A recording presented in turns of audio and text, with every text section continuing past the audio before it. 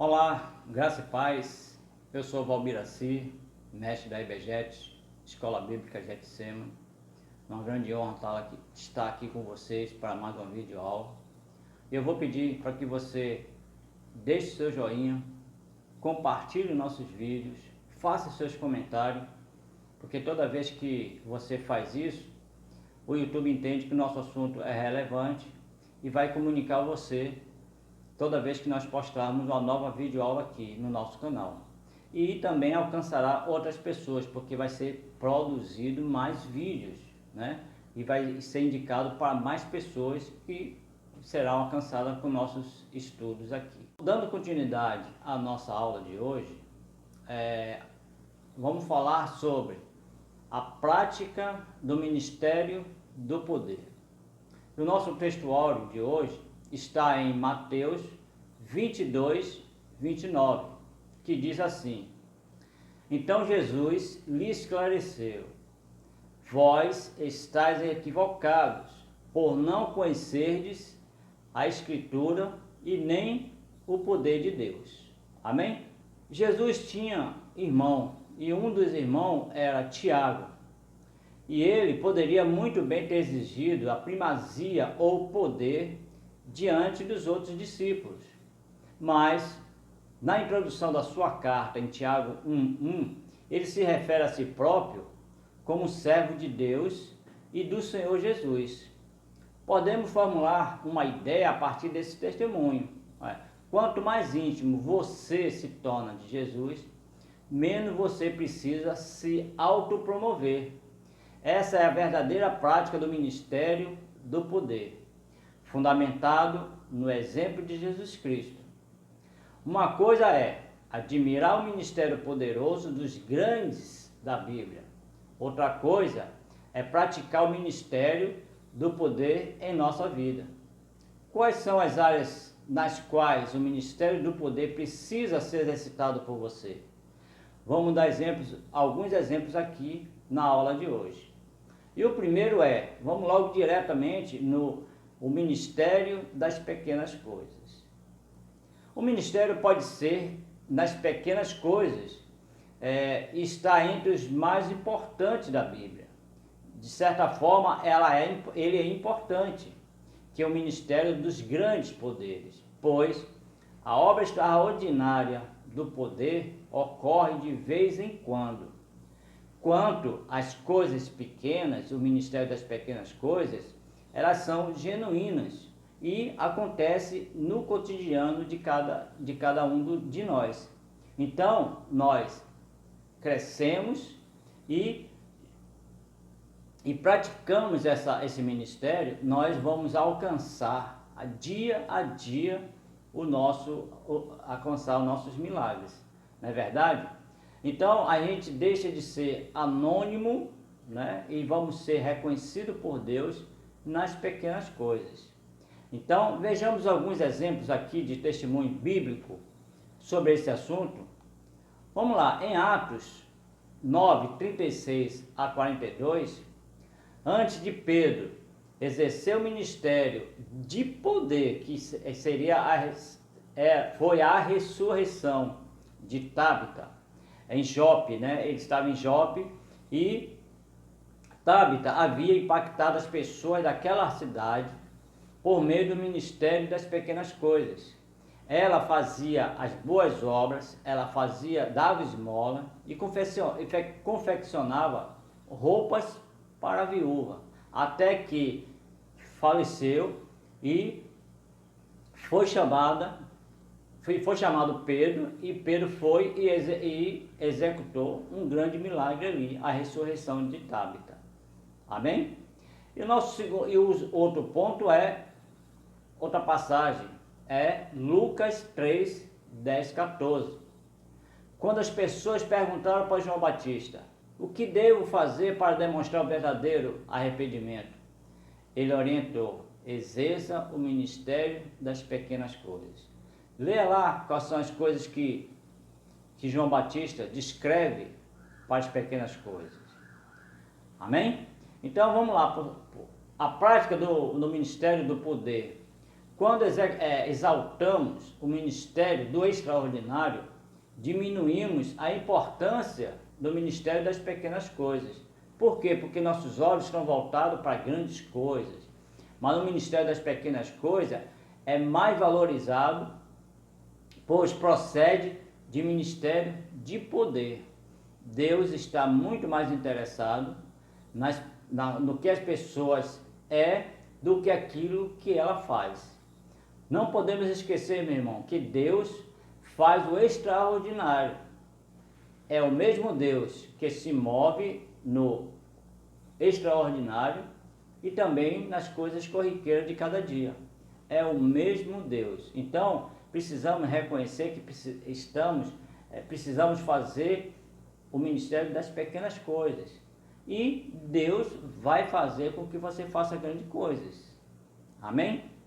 O nosso segundo ponto é o poder na intimidade com Deus. Você tem intimidade com Deus? Pois é. A intimidade com Deus não deve ser um fardo, não pode ser um peso para você. É uma atividade que precisamos fazer de forma mecânica ou apenas uma matéria, uma tarefa do cotidiano, dia a dia. E não precisa ser peso, né? Quando a gente fala com a intimidade com Deus, através de oração, através de falar com Deus, nós pensamos, poxa, hoje eu estou cansado, não posso, mas precisamos entender, meu irmão, porque a intimidade com Deus, ele revela grandes coisas na nossa vida. E assim nós vamos estar trabalhando nesse ministério das pequenas coisas. E o Salmo 25, versículo 14, diz que a intimidade do Senhor, para que temos, com isso, a grandeza de Deus e a sua majestade deve inspirar a nós um desejo verdadeiro de estar com Ele. Amém? O poder da intimidade significa praticar a presença de Deus em nossas vidas, pois muito mais é uma atividade do poder de intimidade com Deus, é um relacionamento íntimo com Ele, é uma amizade com o Altíssimo. Olha só os exemplos que vamos dar aqui hoje. O exemplo de Enoque, em Gênesis 5, 21, 24, ele diz assim, é mais do que um momento, é um relacionamento. Enoque tinha um relacionamento mais íntimo com Deus. Vamos para o exemplo de Daniel. Daniel é mais do que uma experiência, é uma dependência. Daniel, ele foi dependente do Senhor, estava sempre na presença do Senhor. Outro exemplo também, Davi, né, ele é mais do que uma atividade, é uma amizade. Até porque Deus, na Bíblia diz que Davi foi um homem segundo o coração de Deus. Olha só que importância.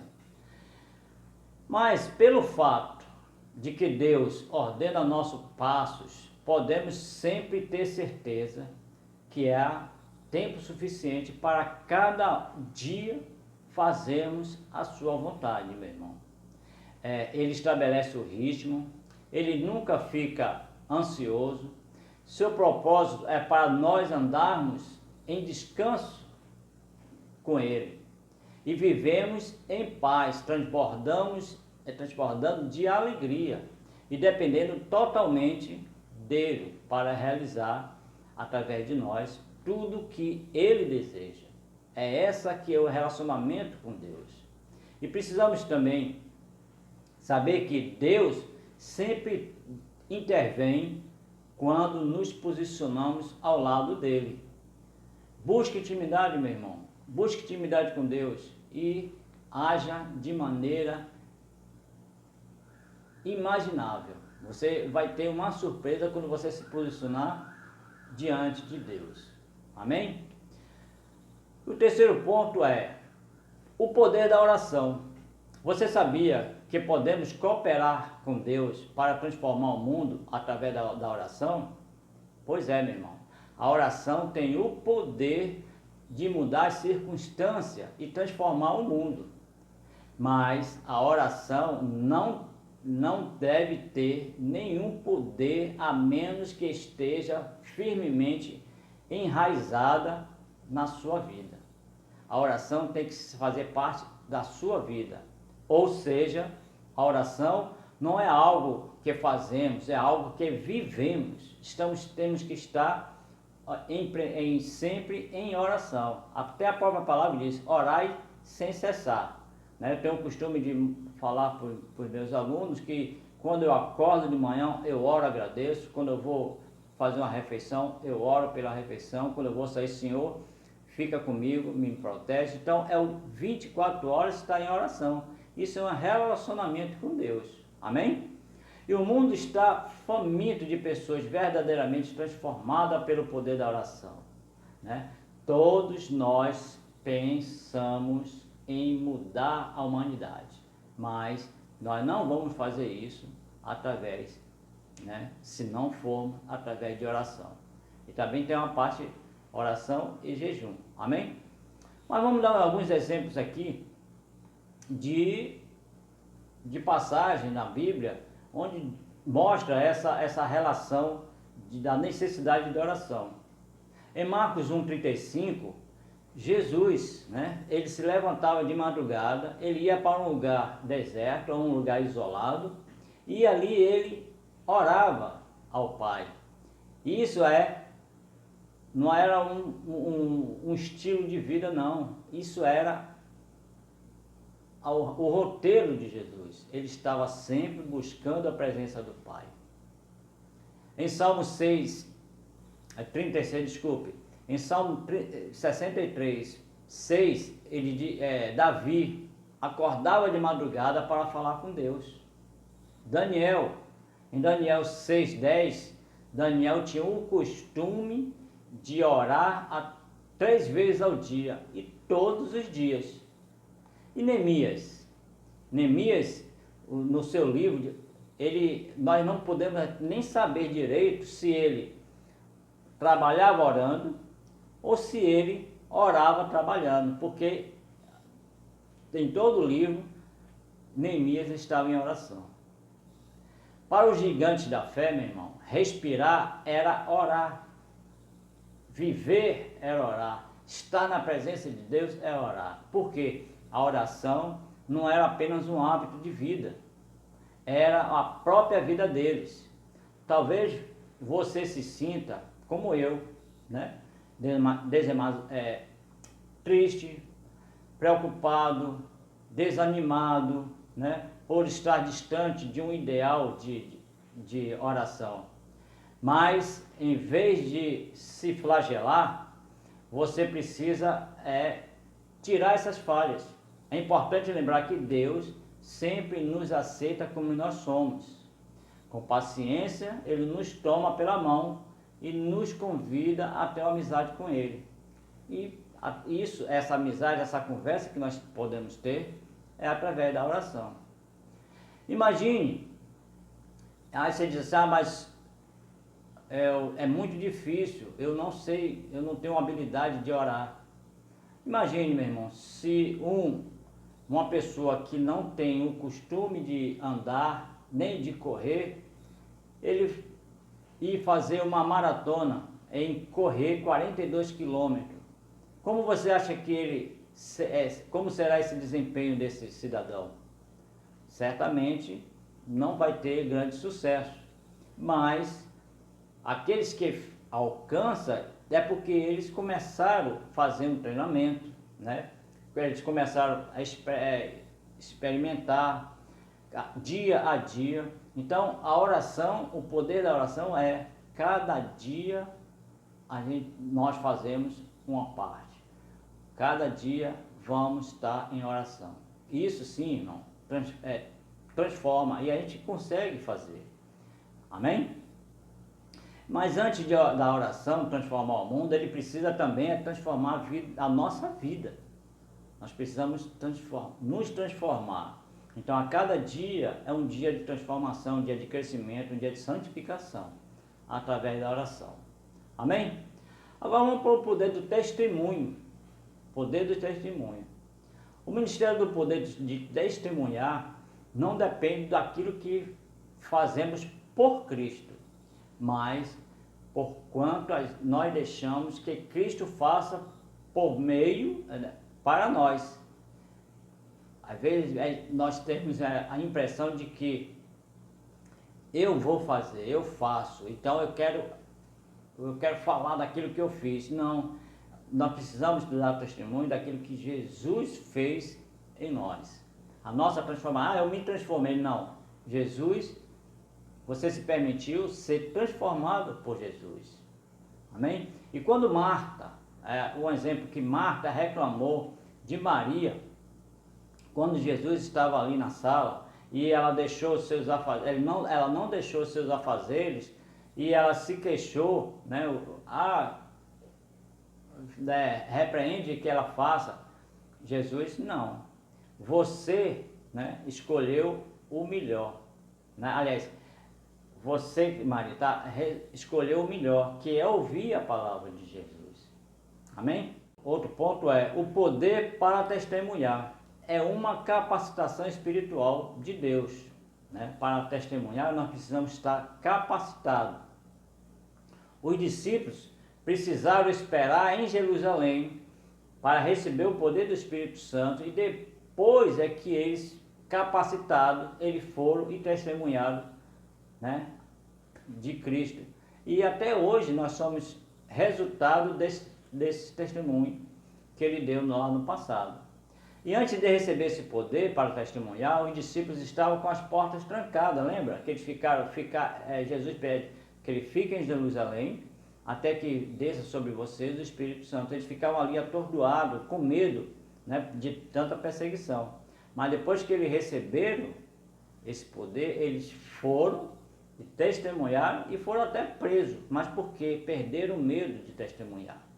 Então nós precisamos não ter vergonha de testemunhar daquilo que Cristo fez na nossa vida. Amém? O poder de Deus não pode encher alguém que está cheio de si mesmo.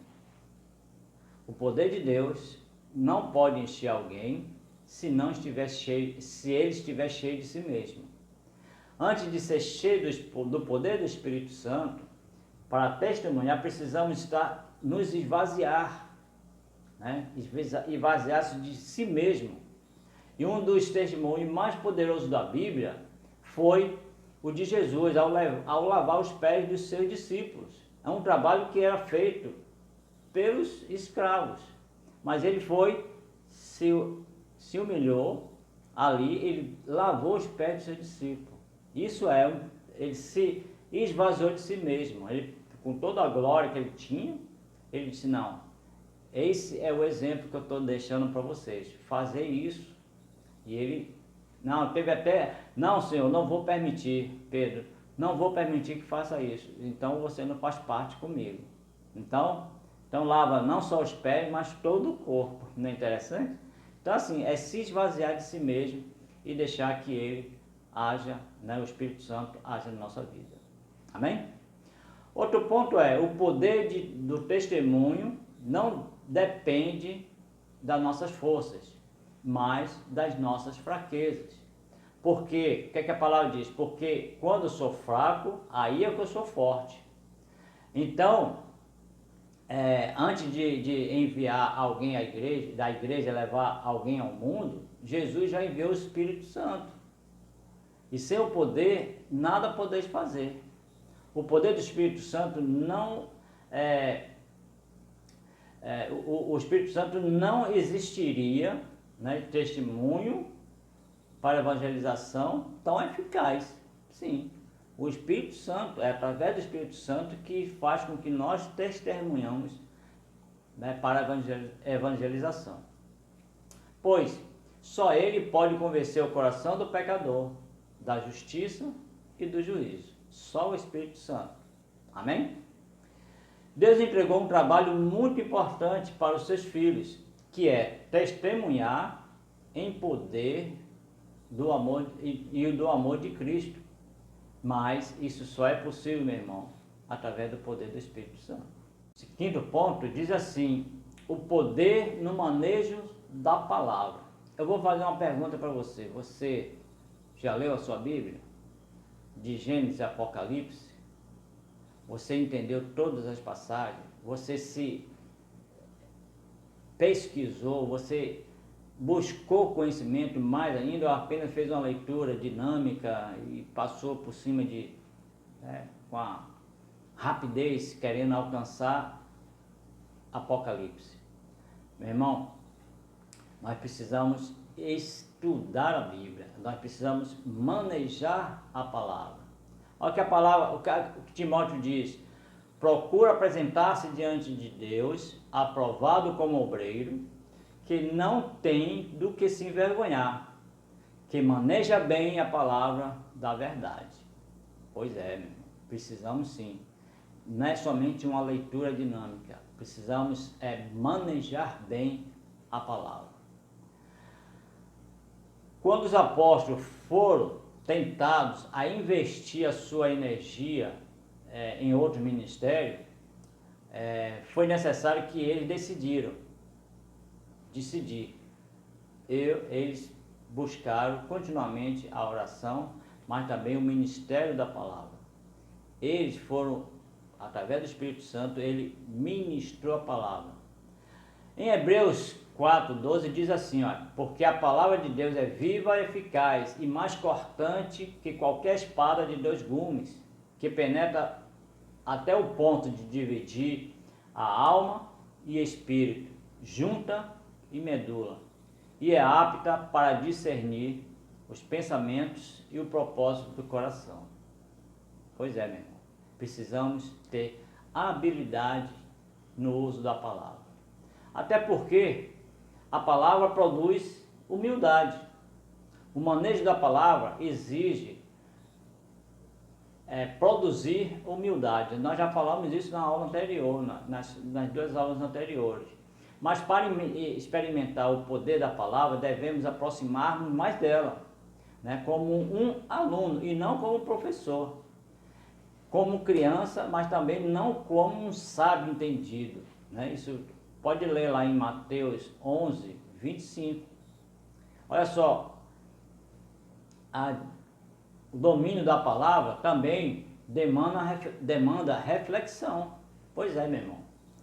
O manejo da palavra demanda reflexão. O salmista perguntou assim: de que maneira poderá o jovem guardar o puro seu caminho? E ele mesmo responde: observando segundo a tua palavra, e acrescentou: guardo no coração as tuas palavras, para não pecar contra ti. Né? Você vê isso em Salmo 119, 9 e a 11. Assim como o salmista, nós precisamos refletir sobre algumas perguntas, né, durante o manejo da palavra. Precisamos fazer algumas perguntas para o texto, entender o que o autor está querendo dizer naquela passagem. Nós precisamos também interpretar o que o autor quer dizer, o que significa aquelas palavras. Avaliar cada item, cada passagem, cada texto e cada contexto, e saber se o que é certo e o que é errado. E também aplicar o que deve ser feito diante disso. O que isso se aplica para a minha vida. Então aquele que maneja bem a palavra vai estar se fazendo essas perguntas. E aí você vai verificar, vai ter uma nova visão sobre o manejo da palavra. Até porque, vamos lá para o item: informação versus transformação. O manejo da palavra não visa acréscimo de conhecimento, de informação, não, é de transformação. O propósito da palavra não é acrescentar conhecimento somente, meu irmão, a nossa mente. Nós precisamos nos transformar, transformar a nossa vida. A palavra, ela tem o poder de transformar a nossa vida. E a vida eterna para o conhecimento de próprio Deus, né? A palavra revela a própria palavra. Deus revela a vida dele para nós, através da palavra. E a vida eterna é esta que devemos ter conhecimento que Deus é o nosso único e suficiente Salvador. Deus é o Deus verdadeiro e Cristo, o seu Filho. Nós só vamos ter isso somente através da palavra.